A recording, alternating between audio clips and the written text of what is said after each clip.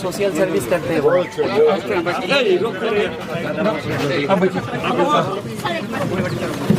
चलो चलो चलो साइड मेंटेन करो ना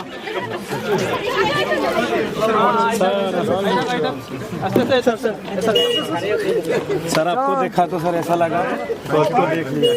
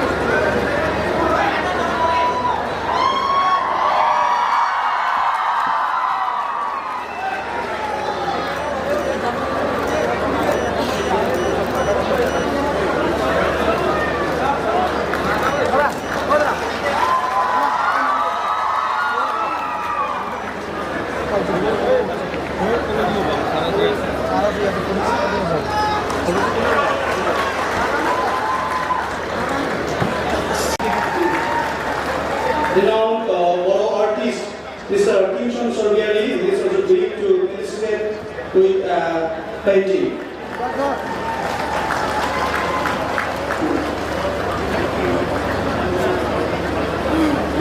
Sonu is a renowned Bodo artist. He is handing over for painting to our guest, Sonu. Now, all Bodo Harimu Afan is also going to felicitate him with an honor. Please.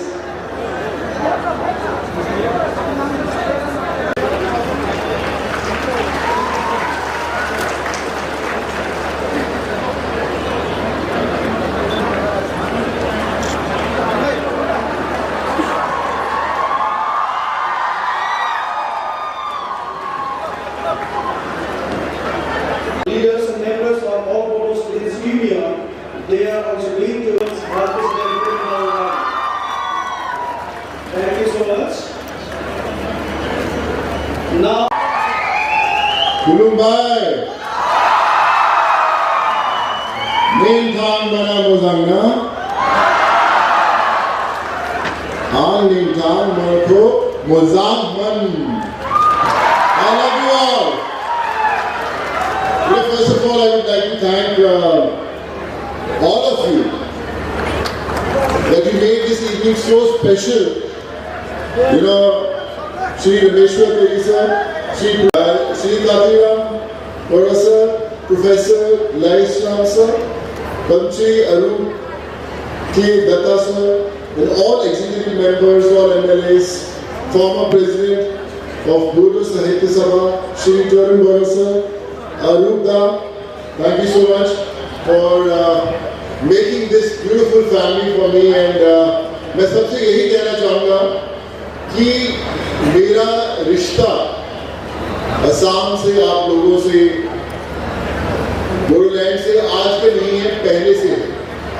जब Covid शुरू हुआ, I remember एक मुझे tweet आया जिसमें बहुत सारे लोग, नॉर्थ ईस्ट के लोग फंस गए थे, उनके पास वापस जाने को नहीं था और मुंबई में बारिश बहुत हो रही थी और सब लोग एक ब्रिज के नीचे खड़े हो गए। मैंने ट्वीट किया कि सर हम असम से, नॉर्थ ईस्ट के बहुत सारे जो गांव हैं वहां से हमें घर जाना वापस भेजिए। तो मैंने उनके लिए जब कोशिश करना शुरू किया वापस भेजने के लिए, क्योंकि डिस्टेंस बहुत था महाराष्ट्र और यहाँ में, तो बड़ा मुश्किल हो रहा था। सो मुझे याद है कि जो दूसरी फ्लाइट मैंने चार्टर की थी, पहली उड़ीसा के लिए की थी, सेकेंड असम के लिए स्पेशल एयरक्राफ्ट बुक किया था उन सबको फ्लाई करने के लिए। और इसमें जो लोग गए वो ज्यादा से बोले कि सर अगर हम ठीक ठाक वापस पहुंच गए तो हम वापस आपसे मिलने मुंबई जरूर आएंगे। और वो लोग वापस मुंबई आए, उनमें से बहुत सारे लोग आज भी मेरे साथ काम कर रहे हैं और बहुत सारे लोग मेरे दोस्तों के साथ काम कर रहे हैं। तो ये मेरा रिश्ता आज से नहीं, बहुत टाइम पहले से है। मैं एक इंजीनियर हूँ और एक्टर बाद में बना, पहले तो कहीं ना कहीं मेरा रिश्ता जो है वो एजुकेशन के साथ है। और आज जब बोडोलैंड इंटरनेशनल नॉलेज फेस्टिवल की बात कर रहा हूँ तो कुछ ना कुछ नॉलेज जरूर है, इसलिए यहाँ पे खड़ा हूँ। मैं ये कहना चाहता हूँ कि जब भी कोई भी रेवोल्यूशन आता है, चाहे वो लोगों को हेल्प करने में हो, चाहे पीस लाने में हो, चाहे एम्प्लॉयमेंट जनरेट करने में हो, चाहे सोसाइटी को अपलिफ्ट करने में हो, तब कोई एक इंसान आगे खड़ा होता है और वो कहता है कि मैं बदलूंगा। और कई बार बहुत सारे लोग सोचते हैं यार मैं पहले सक्सेसफुल होऊंगा, मैं पहले पैसा बहुत बनाऊंगा, कामयाबी मिलेगी, उसके बाद I want to give back to the society. So मैं आपसे ये कहना चाहता हूँ कि लोगों की मदद करने के लिए, चेंज लाने के लिए पैसा होना, फेमस होना, बहुत सक्सेसफुल होना जरूरी नहीं है। मैं जब लोगों को घर भेज रहा था, मैं करीबन 7.5 लाख माइग्रेंट लोगों के साथ जुड़ा था उनको घर भेजने के लिए। और वो 7.5 लाख लोग, बहुत सारे लोग मेरे टच में हैं, आज भी मेरा फोन नंबर वही है, आज भी लोग जुड़ते हैं।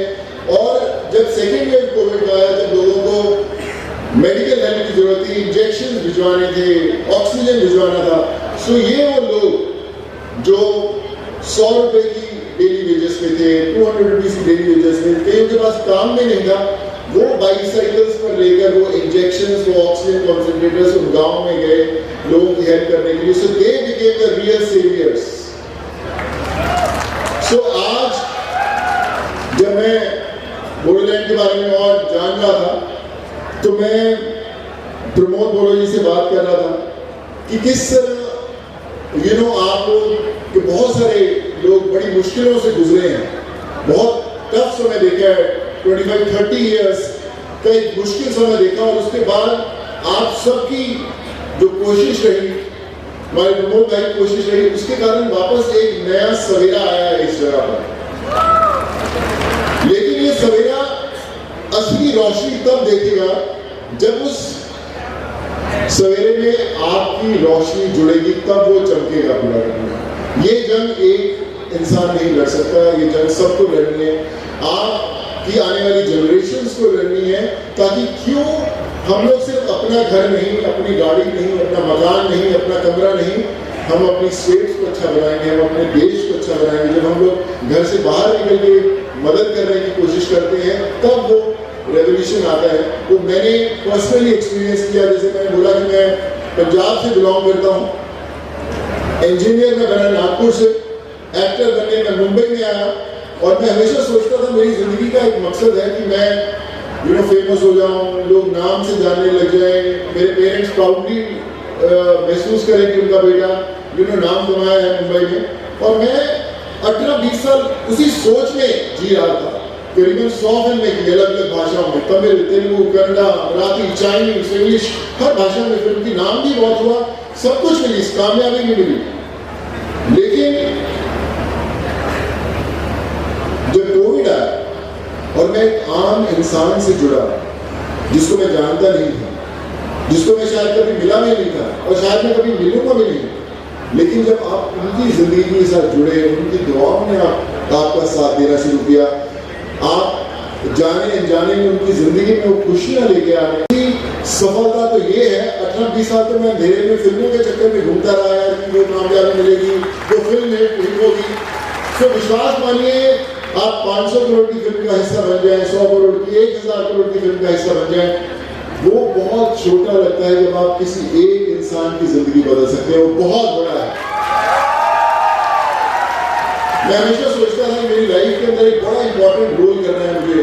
बड़ी बड़ी फिल्में मिली, दबंग मिली, सिनेमा मिली, और अवार्ड्स मिले, बड़े सारे अवार्ड्स मिले, लेकिन मैं अपनी सबसे इंपॉर्टेंट किरदार निभाया पाया कोविड के दौरान, जहां तो ना लाइट थी, ना कैमरा था, सिर्फ एक्शन था, और ऊपर वाला वो फिल्म डायरेक्ट कर रहा था।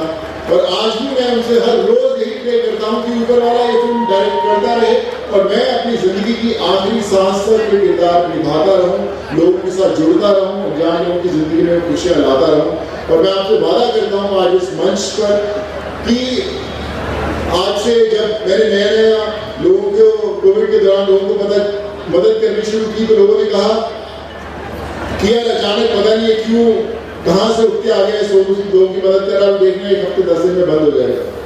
फिर 1 महीना बीता, फिर 2 महीने बीते, फिर साल बीता, 2 साल बीते, और आज भी घर के सामने लोग इसलिए आते हैं क्योंकि लोगों को उम्मीद है कि शायद मैं बदल पाऊंगा। मुझे पता नहीं मैं कैसा कर पाता हूँ, मुझे पता नहीं कि मैं कब तक कर पाऊंगा, लेकिन कोशिश जरूर करता रहूंगा। और आज जब मैं आप लोगों के साथ, सब लोगों के साथ जुड़ा हूँ, तो मैं आपसे एक चीज का वादा करता हूँ कि मैं प्रमोद बड़ो सर को भी बोला कि मैं आज बोडोलैंड, असम, नॉर्थ ईस्ट, जहाँ पे जो भी लोग तकलीफदायक में होंगे, चाहे वो मेडिकल उनको तकलीफ हो, चाहे वो एजुकेशन की तकलीफ हो, आप याद रखें कि सोनू सूद आपके परिवार का हिस्सा है, हमेशा खड़ा रहेगा।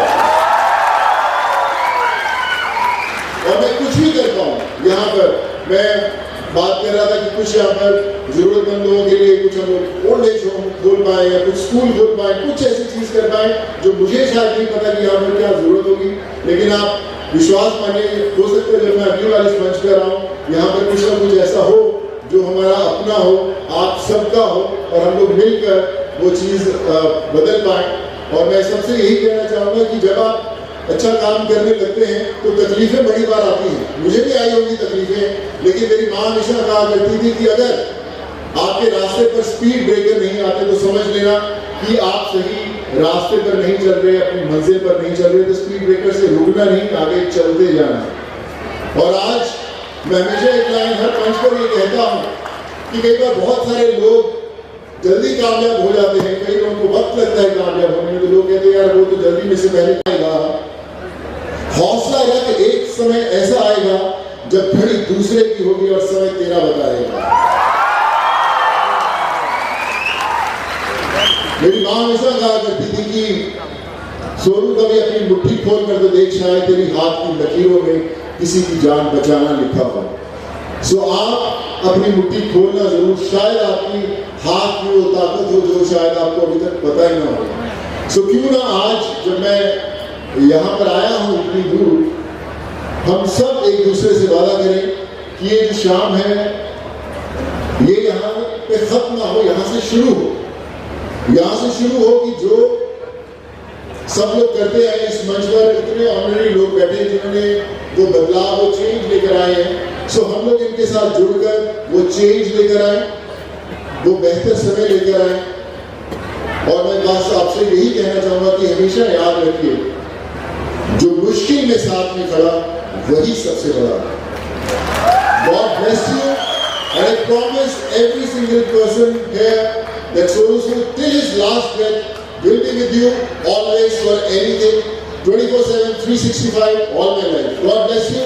Take care and thank you so much.